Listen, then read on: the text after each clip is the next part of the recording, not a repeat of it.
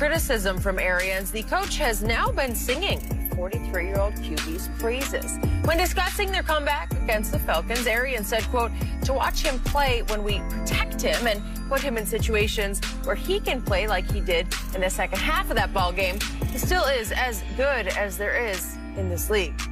Shannon, do you agree? Sure, but it's not a compliment. Skip, there are 20 quarterbacks that you could say that if you protect them, they'll do that. But what this goes to show you is that everything needs to be perfect for Tom Brady. You need 3 Pro Bowl wide receivers. You need an all-century tight end. And you need a line to give him max protection. Remember the very thing, the story of Job. They said the reason why you serve God is that he giving you everything. You got 10 kids. Look at all these herds. You got sheep and you got cattle. So why would you not serve him? How could Tom Brady fail with all of that? He needs all of that. Skip, that was the thing. That's all I've ever said.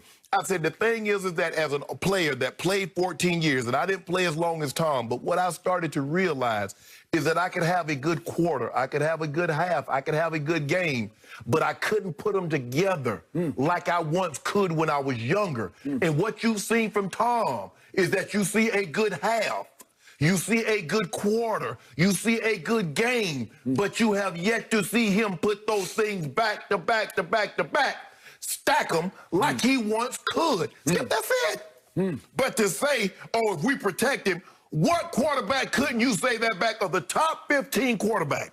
I'll give you top 20. What top 20 quarterback could you not say, if we protect them, they could have done what Tom Brady did? So in other words, in the process of trying to give Tom Brady a compliment, Skip, you know what that old nigga is, a backhanded compliment? If we protect him, well, hell, you protect Drew Brees, you protect Aaron Rodgers and Mahomes, and yada, list goes on and on and on. So that's not a... In actuality, what he thought he was giving him was a compliment was actually like, well, shit, we need to have everything perfect in order for Tom to be Tom. And you know that, I know that, and everybody else knows that, Skip. And all he did was just verbalize what you knew deep down inside and what I've been saying all along. He needs that hedge to be perfect. You know, here it is, Christmas Eve. It's such a sacred day, and now I have to wade through all this Brady hate spilling across the table on Christmas Eve. It's like, it's blasphemous. Skip. Forgive him. He knows not what he says. Okay. Are you telling me that 20 quarterbacks in this league could have done what Tom Brady did in the second half at Atlanta when he threw for 320 yards, which is more than any quarterback in the league has thrown for in any second half this whole season? Help me out. I'll give you Mahomes. I'll give you he would have a chance to do that, although I'm not even sure he could pull this off. He didn't get protected like that for the entirety of the game. Skip, let me ask you a question. I want to ask you this. When have you ever heard them say about a transcendent or generational quarterback, if we protect him, he can do that? They never said that about Peyton. That's the oldest cliche in the book. Thank you. No, they always said it about any quarterback. They said it about Tom Brady when he was in year 2, 3, 4, 5.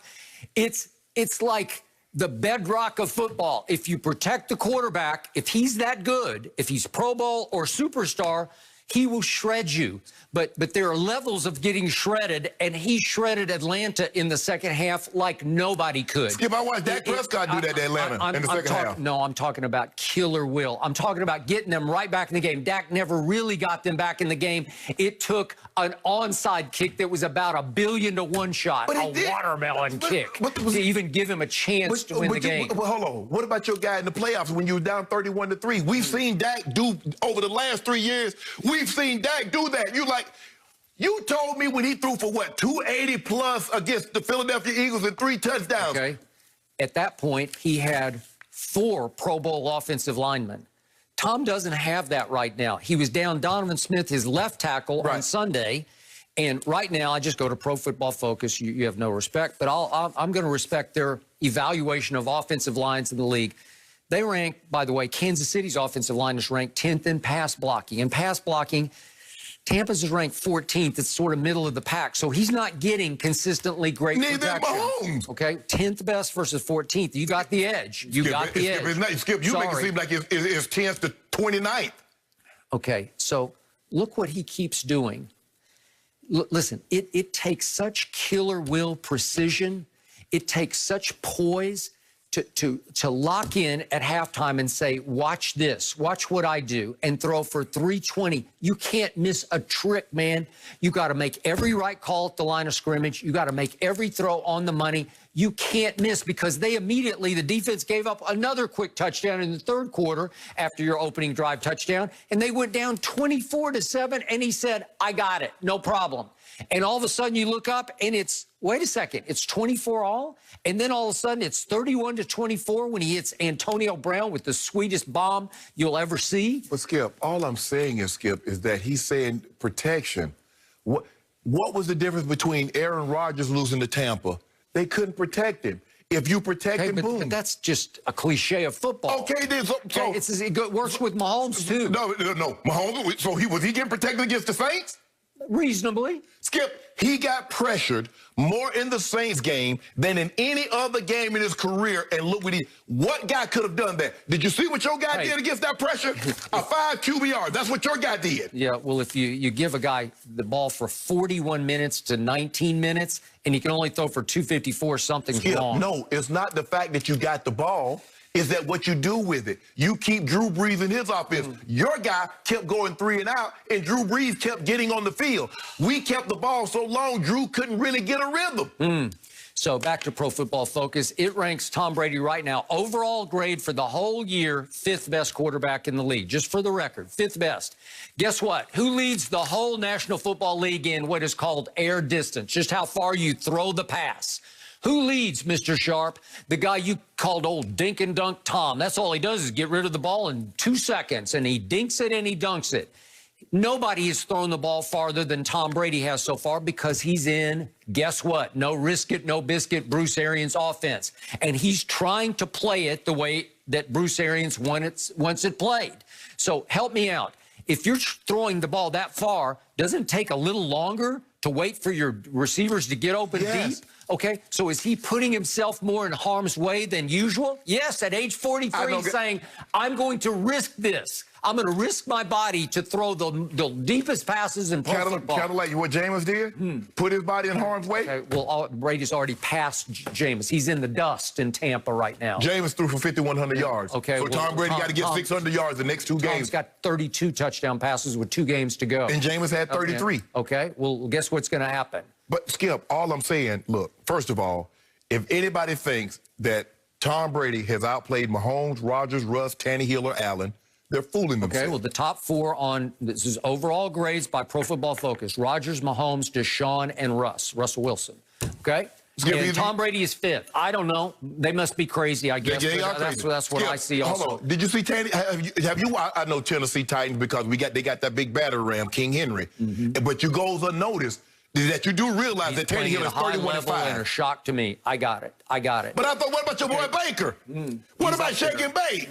In the last 8 games since Odell's gone, he's ranked 2nd on the list, number 2. But we'll get to that at another time.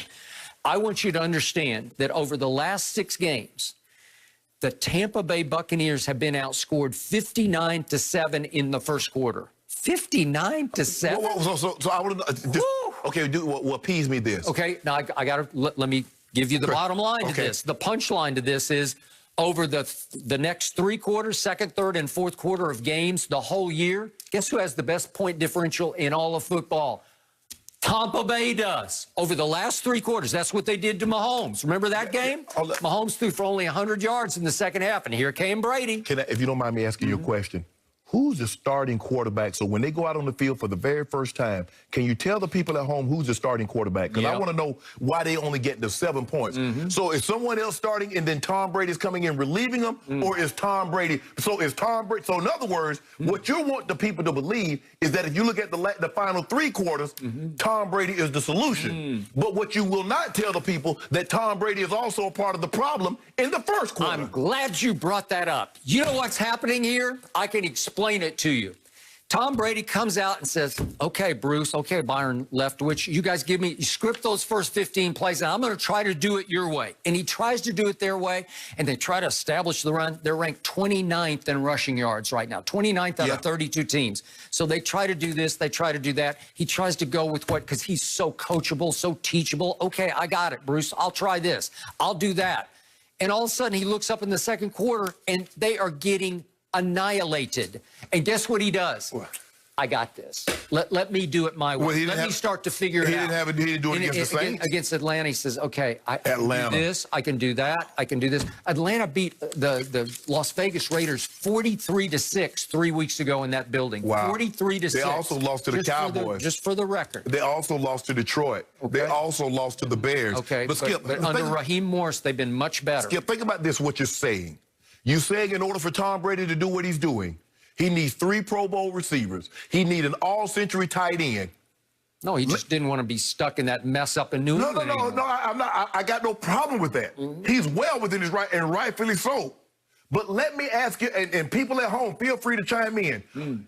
Give the top 15 quarterbacks 3 Pro Bowl receivers and an all-century tight end, and yes or no, do they believe that they can have numbers comparable to Tom Brady's? Did any of those guys make the Pro Bowl this year? Who? Mahomes did, Rodgers did, Russ did. No, the receivers. No, none of them made it. Is Gronk a Pro Bowl receiver anymore? No, you say he's half of what he used to be. He's not the same, but you still have to account for him. You cannot just put any willy-nilly person on him. So in other words, he needs that. Mike Evans coming off 2 or 3 consecutive Pro Bowls. Timeout. Who